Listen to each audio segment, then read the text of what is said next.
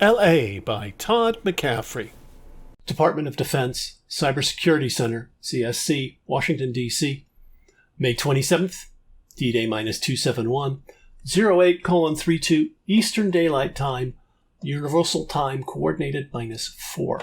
Georgia kept one window open on her display to track the action in Los Angeles, but the rest were focused on her principal mission, Rome. The Vatican's computer center was very well guarded. She should know. She'd had a hand in arranging its security not long before she'd started working here. Knowing her own provisions had made it easier for her to devise ways to breach them, but after getting through them, and they were every bit as difficult as she'd planned, she had to sort her way through the security protocols of other unknown security experts.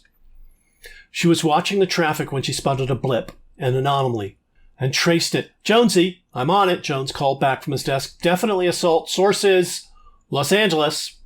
"Well, that makes sense. What with all that's going on there," Bennett said as he strode over toward Georgia and her displays. "Show me." "Here," Georgia said, pointing to one window. "See how she's targeted the stack on their mainframe?" "Can't be done," Jones called over his shoulder. "It'll bounce." A moment later, he added, "She?" "Whatever," Georgia said, not bothering to move her flying fingers from her keyboard long enough to wave at him dismissively. "It was a feint," Jones said with respect in his voice. "The hat's going after the router." In security parlance, the good guys wore white hats and the bad guys wore black hats. Hats, for short. "Got it," Georgia said, following the trace back. "It's definitely Los Angeles. El Segundo. Dynacore?" "I've got the resources," Georgia agreed, even as she honed down on the target. A moment later, she frowned. "But it looks like it's coming from UCLA. And USC, LAPD, the mayor's office," Bennett said as he identified the other computer sites. "Geez, someone's got all of LA knocking on the door." "And they bounce," Jones said.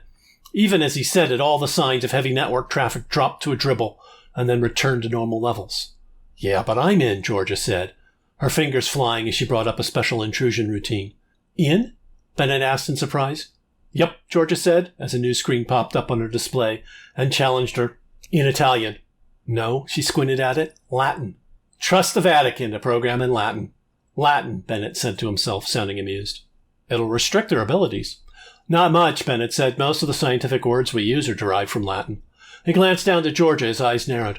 "Georgia, how long until—" "I'm working on it," Georgia said, bringing up the routines she'd written in anticipation of this moment, restructuring them for the different language and launching them against the computers in the Vatican's data center. Above and behind her, Bennett's cell phone beeped and he answered it quietly, spoke a few words, and hung up. "You might want to know your father Lawson phoned Ryan." "Huh," Georgia grunted, her attention focused firmly on the reams of data that were now streaming to her through the breach in the Vatican's security. She paused a moment, backtracked to review a packet of data, and drew in a sharp breath. "What?" "1," Georgia said, her voice cold, as she tapped her nearest screen and pointed to a window bordered with blinking red. Bennett didn't need to ask for clarification. There were 10 signs of an artificial intelligence. Georgia had found one. The first one was easy and obvious, that there be enough computational power. It was clear that the Vatican Center had surpassed that requirement. 2, Georgia said a moment later, pointing to a second flashing screen. The second screen showed the unmistakable use of neural networks, the computer programs that mimic the neurons in the human brain, a second marker for artificial intelligence. "I'm getting some kickback here, Jonesy," Georgia replied. "I'm on it," Jones said, picking up the screens that she'd sent over to him. A moment later, he grunted, "This is pretty good." Coming from Jones, that was an understatement. In the world of cyber hackers, there were several top prizes and places where they could go show off their skills and not go to jail. One was DEF CON, another HackerCon, conventions for computer security hackers. Jones had placed second in 3 different events at both, a feat not unnoted by DoD's cybersecurity, who rightly took it as an interest in a job. It was always the case that those who won first prize were watched.